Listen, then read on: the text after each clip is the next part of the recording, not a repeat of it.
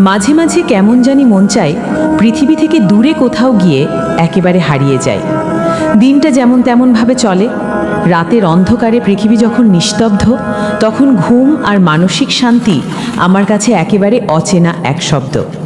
আমি কখনো কাউকে বুঝিয়ে বলতে পারি নাই আমার কেমন লাগে। এই না বুঝিয়ে বলার ব্যর্থতা আমার ভেতর জন্ম দিয়েছে উত্তাল লাভার ঢেউ, যা দিন দিন তীব্রভাবে জাগে।